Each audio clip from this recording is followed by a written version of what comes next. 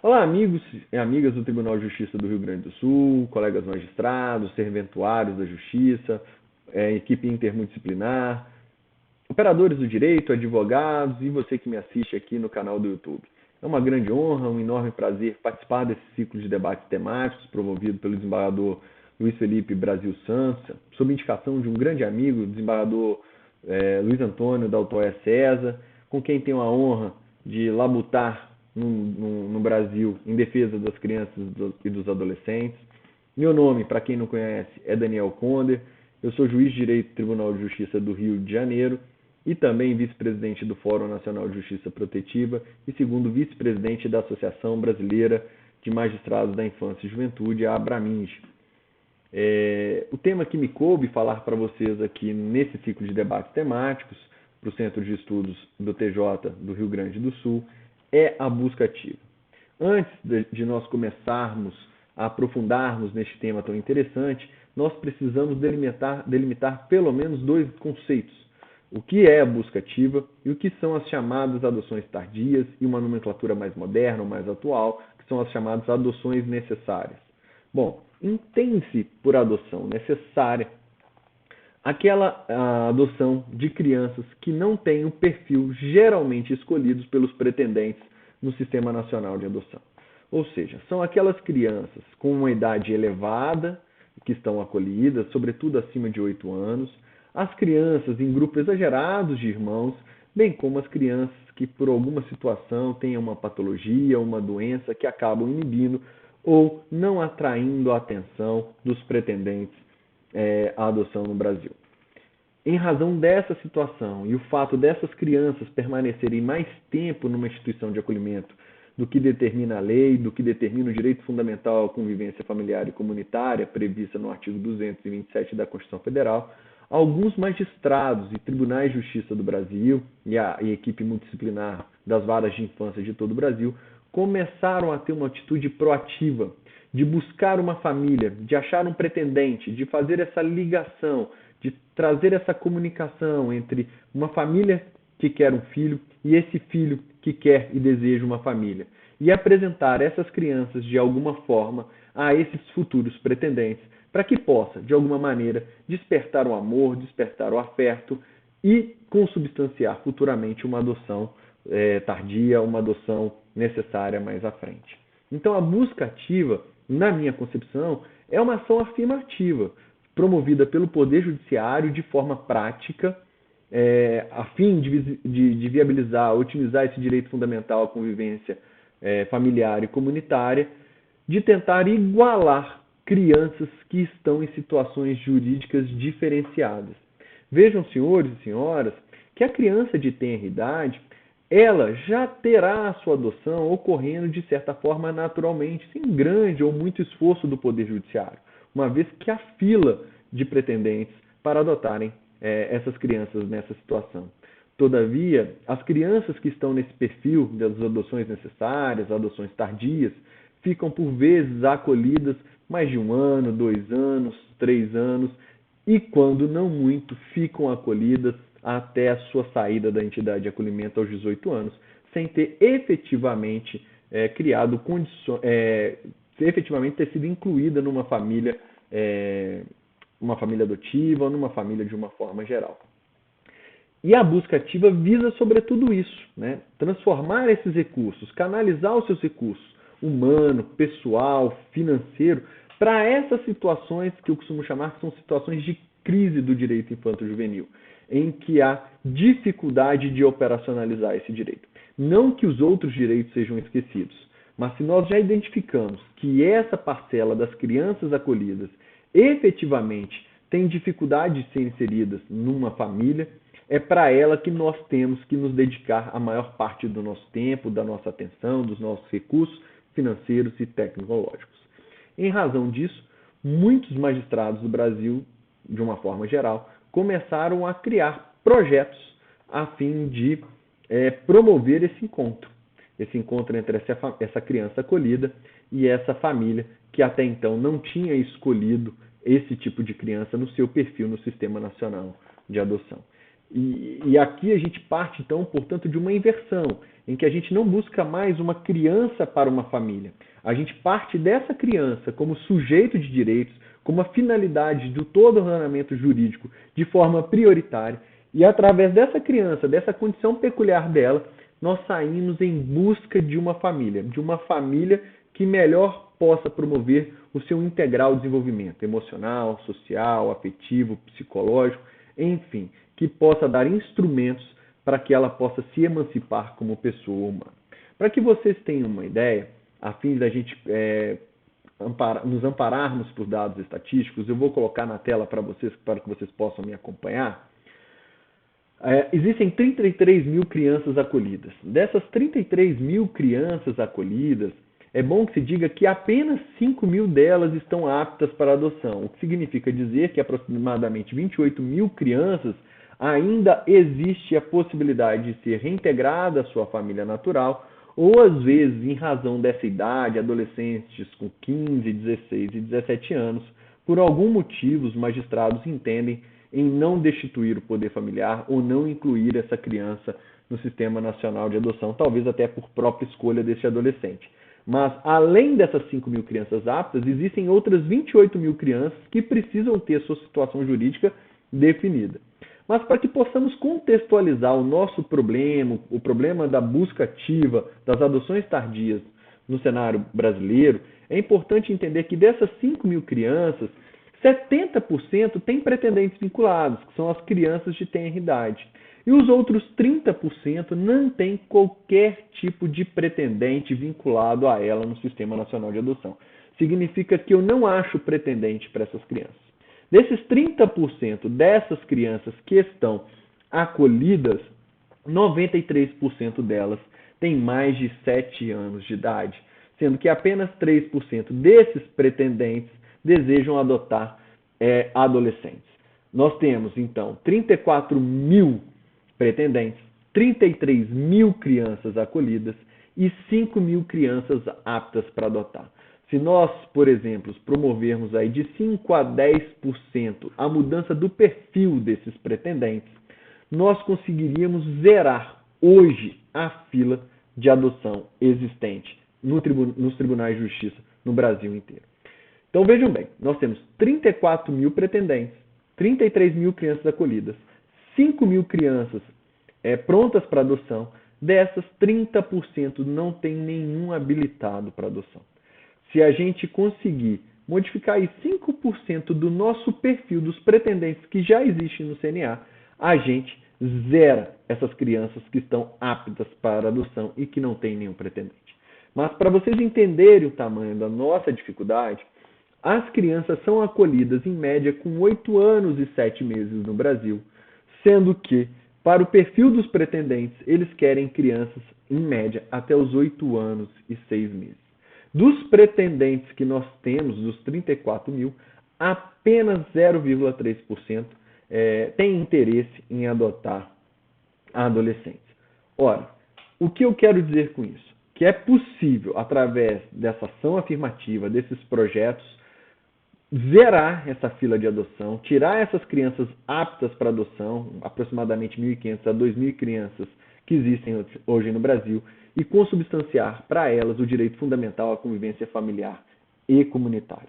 Isso, em hipótese alguma, também significa resolver o problema, porque eu acredito em muito que das outras 28 mil crianças que não estão aptas para adoção, a maioria delas, ou boa parte delas, estariam aptas se não fosse essa grande crise do sistema infanto-juvenil, que são as chamadas adoções necessárias. Se fizermos uma análise dessas crianças que estão acolhidas, a maioria delas, desses 28 mil restantes, certamente são crianças maiores de idade, sobretudo adolescentes. É algo a se resolver, mas de imediato, o que nós podemos resolver são essas que já estão prontas para adoção e que a gente precisa modificar o perfil dos pretendentes, apenas 5% dos pretendentes, dos 34 mil, para a gente efetivar um direito à convivência familiar e comunitária dessa criança. Bom, em razão dessa situação, alguns juízes e varas de infância e tribunais de justiça do Brasil começaram a difundir boas práticas, dando visibilidade a essas chamadas crianças invisíveis, que ficavam escondidas ou esquecidas nessas entidades de acolhimento. No Pernambuco, por exemplo, tem Adote um Pequeno Torcedor, um projeto semelhante no Rio de Janeiro, com Adote um Vencedor, onde crianças que estão nessas entidades de acolhimento entram de mãos dadas com os jogadores de futebol. Também temos no Paraná um aplicativo, Adotar é Amor, ou adote.com. Em São Paulo, Adote um Boa Noite. Aí no Rio Grande do Sul também temos um projeto de adoção, de busca ativa, que todos eles, de uma forma geral, visam dar visibilidade a essas crianças. Alguns deles, como eu disse, desse projeto do Pequeno Torcedor, visa garantir visibilidade quando essas crianças entram para adoção, entram no campo de futebol junto com os jogadores. Outros, como Adote um Boa Noite, o projeto de adoção, adote.com, você consegue visualizar essas crianças através de um sistema de senha para aqueles pretendentes habilitados, a imagem dessas crianças, uma voz dessa criança, uma carta dessa criança, uma declaração, uma pequena descrição, um resumo dela falando sobre ela, a fim de dar vida, existência a essas crianças que estão acolhidas nessas entidades. Para que você possa saber que ela não é apenas um número, uma ficha cadastral, mas que você possa reconhecer, ver nelas um ser humano, identificar nela alguém da sua família e aí sim despertar o amor, despertar a possibilidade deste afeto e promover esses encontros que futuramente vão acarretar nas adoções tardias. Aí no Rio Grande do Sul mesmo é preciso celebrar que, além dessas práticas de visibilidade, existem as práticas que tentam permitir esse encontro. E, inclusive, essa boa prática, o Dia do Encontro, recebeu o prêmio Inovare de 2020, como mais uma forma, mais uma atitude proativa dos magistrados em tentar fazer este encontro dessa família que não tinha escolhido esse perfil de criança, mas que ao vê-la, ao encontrá-la, isso possa despertar um amor, um carinho, um afeto, enfim, e aí possa sair daí o germe dessa relação familiar futura que será formalizada com a adoção. Mas a par de todos esses projetos brilhantes, alguns outros projetos também bem intencionados tiveram uma recepção crítica e foram mal compreendidos pela mídia de uma forma geral ou por outros operadores. Basta lembrar um esforço que chama Adoção na Passarela, em que crianças de entidades de acolhimento participaram de um desfile de moda no Mato Grosso, acho que no estado do Mato Grosso do Sul, não me recordo agora exatamente o estado. E houve, sobretudo para um público que desconhece essa matéria, uma grande crítica, no sentido, olha que absurdo, agora as crianças viraram mercadoria, estão sendo expostas para adoção como se elas fossem um produto, um chinelo, e não era esse objetivo dessa adoção na passarela. Ali, basicamente, era promover o encontro. Eram crianças que estavam acolhidas e que ficavam ali nessas entidades, que a pretexto de preservar o seu direito à intimidade acabavam ficando invisíveis, receberam oportunidade, roupas e queriam participar deste evento de desfile de moda como se fosse uma modelo.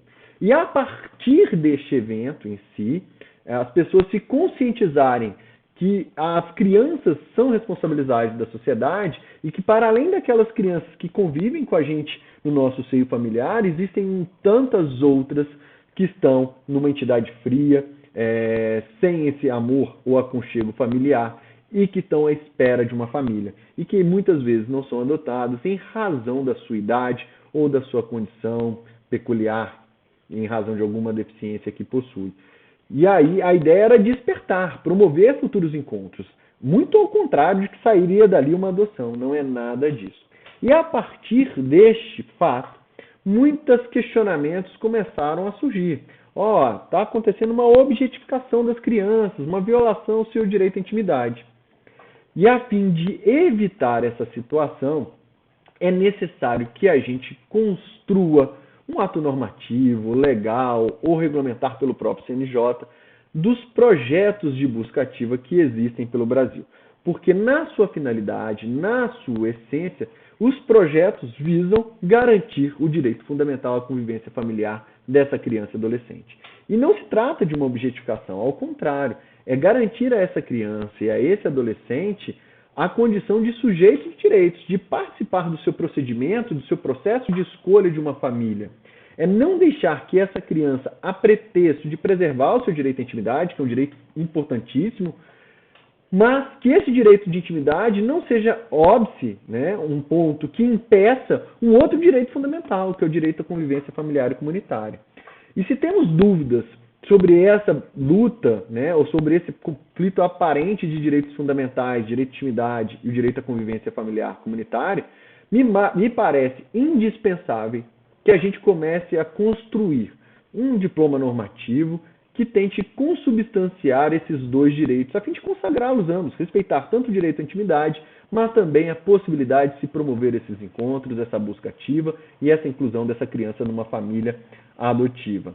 Em razão disso, a gente propõe aqui, talvez, minha primeira orientação aos colegas do Rio Grande do Sul, é uma instrução normativa que hoje vem sendo discutido no FONINGE, a partir de um documento que eu e uma colega do Mato Grosso do Sul, a Cate Brown, fizemos, que hoje está no site da Abraminch como um documento oficial da Associação Brasileira de Magistrados, que são as chamadas Diretrizes para os Procedimentos de Busca Ativa, que tem ali apenas com a finalidade de conferir ao colega magistrado, aos operadores do direito, um norte, ante a ausência de regulamentação, de como deve proceder o magistrado nesses projetos de busca ativa. Vou colocar na tela para vocês para que a gente possa ir discutindo parte por parte do que consta das 18 diretrizes desse documento muito importante, que quem tiver curiosidade, fique à vontade para me adicionar no Instagram, que eu encaminho o link, ou se você quiser ir direto à fonte, está no site da Abraminch. Vamos lá? Olha, essas diretrizes da Abraminch, primeiro vai trabalhar com dois princípios fundamentais. De que a criança é um sujeito de direito e não mais um objeto de direito, conforme era no Código de Menores.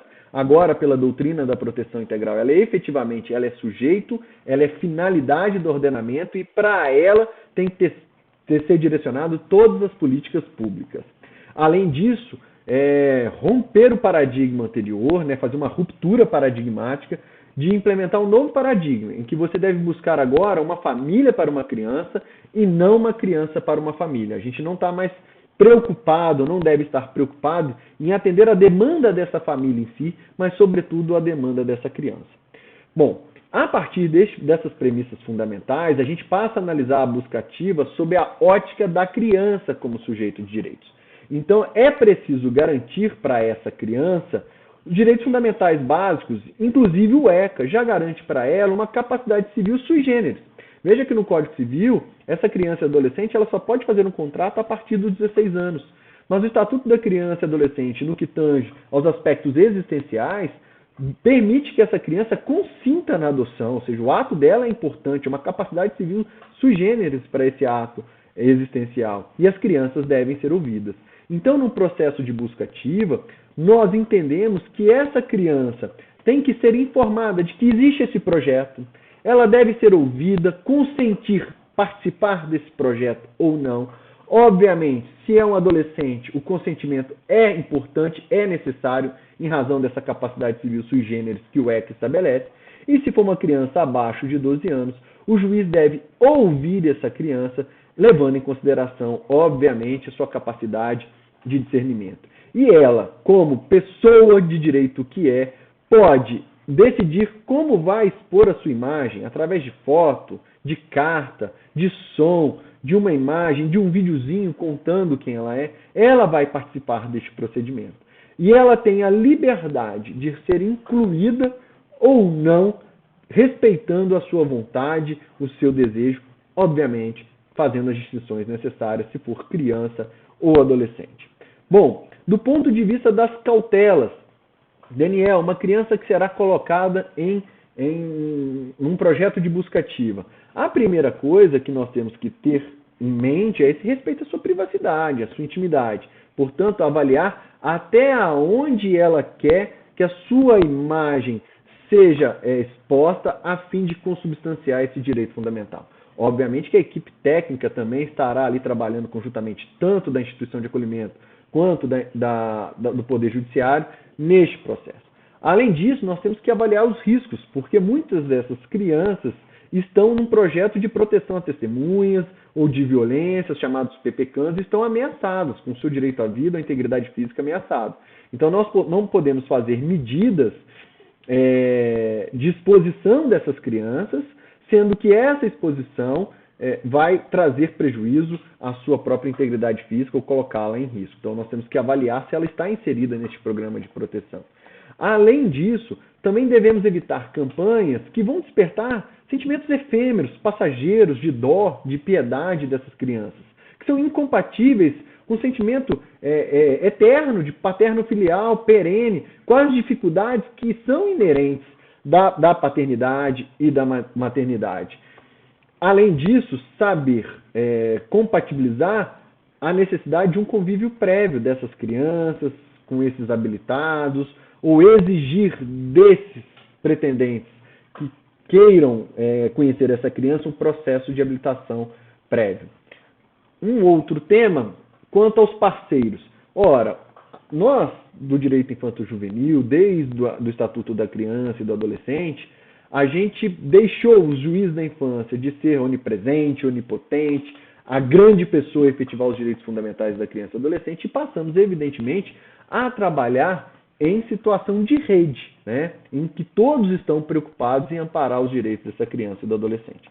Dessa forma, parece necessário trazer para os projetos de busca ativa parcerias com grupos de apoio à adoção, que são sociedades civis organizadas e que têm debates, promovem diálogos, constroem histórias, têm pais e crianças adotadas que vão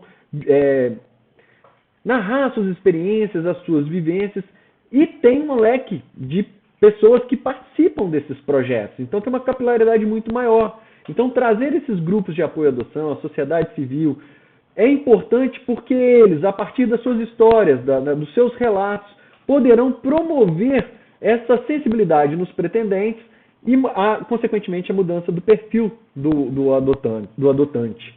Vejam que muitos encontros dos grupos de apoio à adoção, eles irão mencionar, falar, olha, verifique se o seu perfil é para um bebê. Às vezes você tem uma rotina de trabalho que não se encaixa com um bebê. Talvez uma criança mais velha se atenda ao seu estilo de vida, você esteja mais receptivo a essa criança, e aí você sai desse paradigma, né, de que a adoção tem que começar cedo. Vejam, são esses grupos de apoio à adoção que podem efetivamente, atrair pretendentes, futuros pretendentes, e dois, debater sobre o tema e às vezes ampliar o perfil. Não podemos esquecer também das agências credenciadas internacionalmente que ajudam nesse processo de adoção internacional, de que trazer elas de alguma forma para esse debate.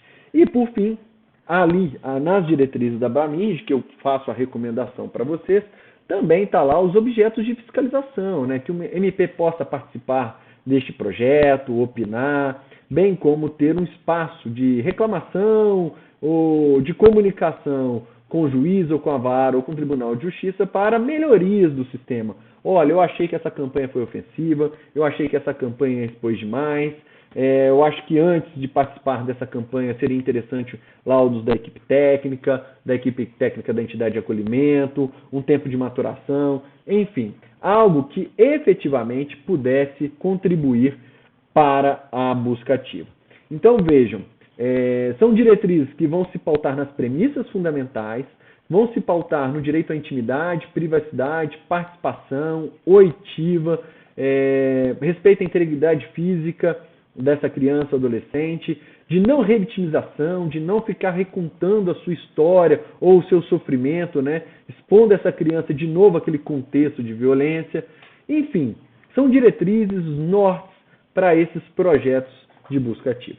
A par disso, o CNJ hoje, através do FONINGE, vem participando através do FONAJUP, vem se discutindo uma possibilidade de regulamentação do CNJ desses projetos.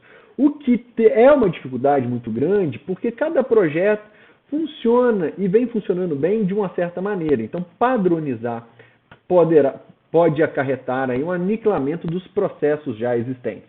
Mas reconhecer formalmente a existência desses projetos certamente trará ou dará mais segurança jurídica aos operadores do Direito, ao Ministério Público, ao OAB, os próprios magistrados, que contribuem para essa busca ativa. Além disso, o próprio FUNINGE já discutiu no CNJ a necessidade de implementação de recursos no sistema já utilizado pelo Juiz da Infância e Juventude, que é o SNA, para que sejam incluídos no SNA alguns recursos, ou imagem dessa criança apta para adoção, ou a voz, ou uma cartinha, uma declaração, ou um desenho, algo que essa criança efetivamente queira mostrar para os futuros pretendentes, a fim de auxiliar nessa busca ativa.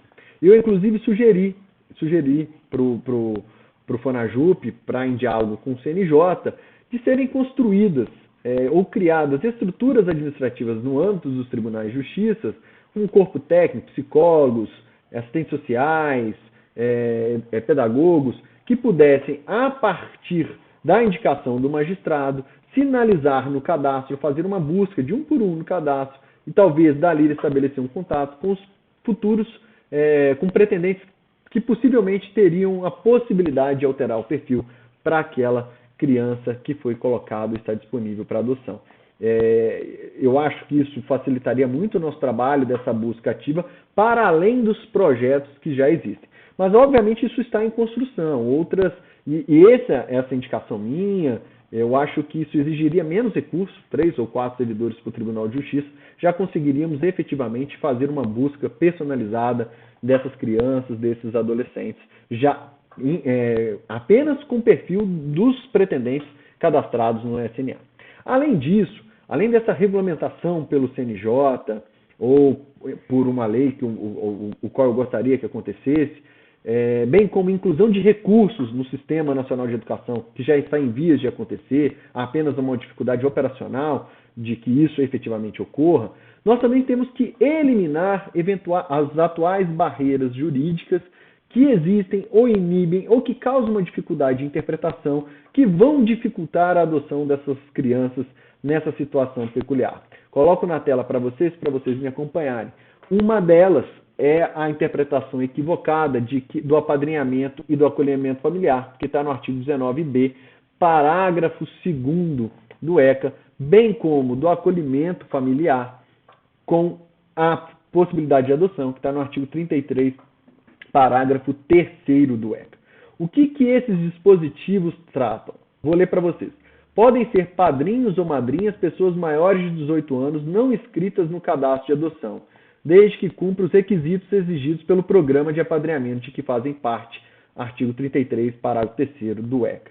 Gente, quando eles falam podem ser padrinhos pessoas não inscritas no cadastro de adoção, isso levou uma interpretação, ao meu ver, equivocada dos operadores do direito, de que onde se ler pode, é deve. Ou seja, então o padrinho não pode ser ou não deve ser alguém que esteja cadastrado como habilitado à adoção. Ora, essa interpretação, ela veio, talvez, surgiu a finalidade do legislador, é impedir a burla ao Cadastro Nacional de Adoção, ao Sistema Nacional de Adoção, para você apadrinhe uma criança. E aí, a partir da criação do afeto, ocorra a adoção intuito persona e não a adoção pelo cadastro. Só que eu faço uma interpretação diferente e chamo a atenção de todos vocês para lerem o enunciado número 7 do FONAJUP, de minha autoria. Quando a gente fala pode, é deve, isso está ligado à seara do direito penal, quando a gente estudava lá transação penal e suspensão condicional do processo, em que poderia se dar um benefício de liberdade ao cidadão e alguns juízes não davam. E aí, a fim de efetivar um direito fundamental, a jurisprudência falou, olha, onde fala que é pode, é deve. Aqui também a gente quer garantir um direito fundamental à convivência familiar e comunitária. E aqui, quando eu falo podem, é podem de possibilidade, porque uma interpretação no sentido de restringir, eu estaria restringindo um direito fundamental à convivência familiar e comunitária. Então, esse podem aqui é o termo normal, gramatical, possibilidade. Ainda que você não entenda dessa forma, eu entendo que a teor do ordenamento todo jurídico, numa interpretação sistemática, esse dispositivo, a interpretação que deve ser conferida a isso, é que você pode permitir a possibilidade desses padrinhos serem inscritos no cadastro, esses padrinhos estarem habilitados no Cadastro Nacional de Adoção, desde que isso não gere a burla ao cadastro, né? Crie uma futura condição de afeto para virar adoção intuito persona. E, gente, a busca ativa, nós estamos falando de crianças que já não têm perfil, ou seja, que já são esquecidas nas entidades de acolhimento. Então, aqui, para a gente é muito bom que essas crianças, que esses pretendentes habilitados que não tinham essas crianças no seu perfil, possam criar o afeto e aí sim ter esse direcionamento para essa adoção. Porque se for seguir o fluxo normal de perfil, essas crianças nunca serão adotadas. Então, o que a legislação visava aqui era, em verdade, impedir que apadrinhar as crianças de pequena idade, porque o sistema de adoção normal funciona bem, respeitando o Cadastro Nacional de Adoção. Agora, neste caso especificamente, essa pessoa habilitada, se ela vira padrinho e cria afeto para um adolescente de 12 anos, ora, você está estimulando a adoção e, portanto, um direito fundamental. No meu entender, se você não entende nem pelo sentido gramatical, nem pelo sentido sistemático, esse dispositivo é inconstitucional, porque ele fere esse direito 227, que é o da direito fundamental, convivência familiar e comunitária. Se você não entende que ele é inconstitucional de forma abstrata, genericamente, ele, pelo menos em algumas situações, ele é inconstitucional no caso concreto. Imagine você um adolescente de 16 anos, e aí esse casal que está habilitado vai à entidade de acolhimento ou participa desse projeto de busca ativa, se sensibiliza com essa criança, com esse adolescente acolhido, passa a visitá-lo, quer adotar, e aí você não vai adotar, não vai permitir a busca ativa, a adoção dessas crianças, o apadrinhamento dessa criança, porque ele está no cadastro. Ora, o apadrinhamento é uma forma de aproximação, de encontro, e quem sabe daí, futuramente, possa surgir uma adoção. E você vai impedir essa criança, talvez a única possibilidade desse adolescente, a única possibilidade que ele tem de ter uma família, de ser inserida numa família, impedir que esse casal que está ali habilitado não possa apadrinhar esse adolescente e futuramente, às vezes, criar um afeto e adotar, essa legislação me parece, nesse caso concreto, inconstitucional. E essa mesma discussão a gente pode trazer com as chamadas famílias acolhedoras. A grande preocupação da família acolhedora é que ela se cadastre para o Sistema Nacional de Adoção a fim de burlar a fila. Ah, eu acolhi, peguei amor, peguei afeto, agora ela não vai para a fila, eu quero adoção. Ora, se nós estamos falando de busca ativa, nós estamos falando, sobretudo, daquelas crianças que não têm pretendentes. A gente está querendo encontrar, estimular, descobrir esses pretendentes, ou fazer com que esses pretendentes mudem o seu perfil. Então, essas interpretações, ao meu ver, equivocadas do artigo 33, parágrafo 3º e 19b, parágrafo 2º, devem ser suprimidas do ordenamento jurídico, ou, de alguma certa forma, que haja um consenso interpretativo a fim de não inibir nem o apadrinhamento, nem as famílias acolhedoras, sobretudo das crianças que estão nesse processo de adoções necessárias, delas estarem incluídas no Sistema Nacional de Adoção. A gente não quer nem inibir nem a adoção, ao contrário. A gente quer estimular a adoção, bem como também a mudança do perfil e trazer mais pretendentes. E a gente só vai entender que a busca ativa vai acontecer se esses pretendentes fizerem ou realizarem o chamado encontro, o encontro com essas crianças, e a partir daí permitir uma possibilidade do surgimento, ainda que inicial, de um amor, de um afeto, a fim de consubstanciar um direito à convivência familiar e comunitária. Além disso, trago para vocês também uma grande preocupação minha, que são a destinação de recursos. Ora, a gente tem, se nós temos esse gargalo, se nós temos essa crise no direito infanto-juvenil dessas crianças de 8 a 17 anos, a equipe técnica do juízo, o sistema de tecnologia eventualmente existente, de automação, os magistrados, os servidores devem se dedicar exclusivamente não, prioritariamente a essas crianças. Porque, ora, se a gente continuar repetindo ou fazendo mais do mesmo, né, priorizando as adoções que já acontecem normalmente, nós estaremos estafados ou sem material humano, sem material técnico, para dar atenção que é necessária a essas crianças que já estão esquecidas, que estão invisíveis. Então eu proponho a inversão da lógica, né, da ótica, que na verdade olha, vamos começar primeiro por essas crianças, gastar nossos recursos, nossa energia, nossas forças para solucionar esses problemas. Porque para as outras crianças, que são importantíssimas e nós devemos atuar, O fluxo já corre naturalmente, a natureza já vai naturalmente à adoção. O próprio pretendente habilitado te procura, bate na tua porta, te exige uma celeridade processual. Já essas outras crianças exigem, sobretudo, uma atuação mais positiva do magistrado.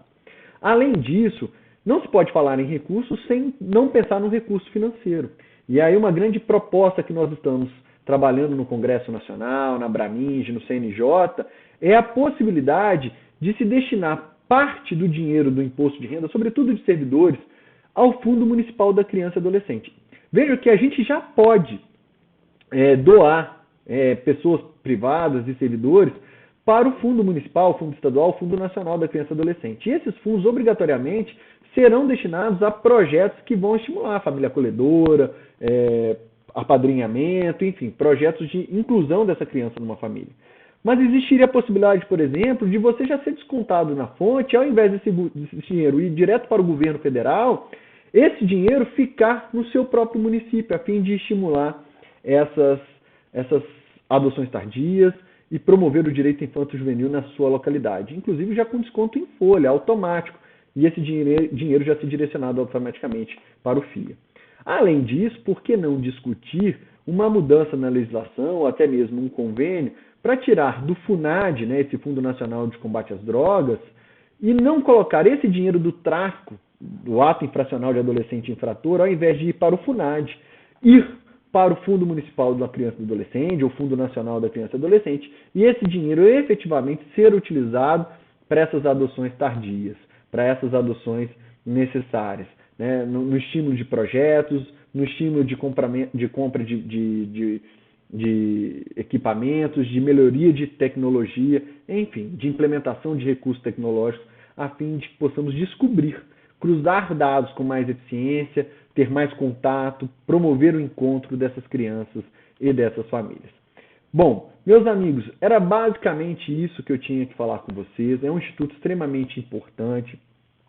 Fica aqui o meu convite de vocês me adicionarem no Instagram para buscar maiores informações.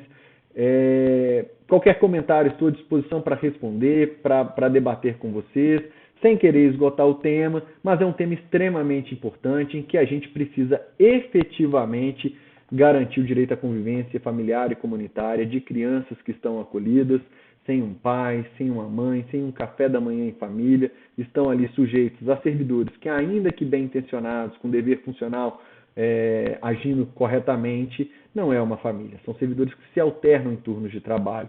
E isso, sem dúvida nenhuma, repercutirá no desenvolvimento dessa criança, que será futuramente as pessoas responsáveis por conduzir esse nosso Brasil.